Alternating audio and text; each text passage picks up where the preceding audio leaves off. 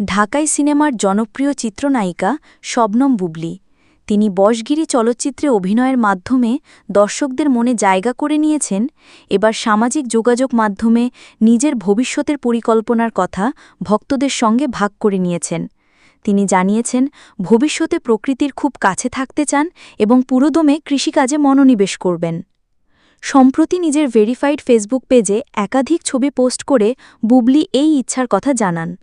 ছবিগুলোতে তাকে কাঁঠাল গাছের পাশে বাগান পরিচর্যায় ব্যস্ত এবং জমিতে নিড়ানি দিতে দেখা গেছে।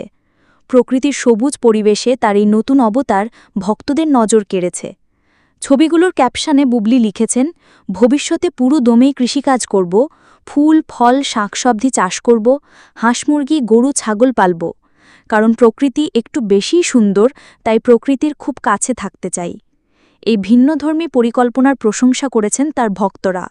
কমেন্ট বক্সে একজন নেটিজেন লিখেছেন, মাশাল্লাহ, অনেক অনেক দোয়া রইল এত সুন্দর পরিকল্পনার জন্য।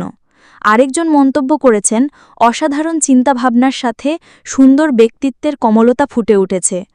অভিনয়ের পাশাপাশি সামাজিক যোগাযোগ মাধ্যমেও বুবলী বেশ সক্রিয়। প্রায়শই তিনি তার ব্যক্তিগত জীবন ও ভাবনা ভক্তদের সঙ্গে ভাগ করে নেন।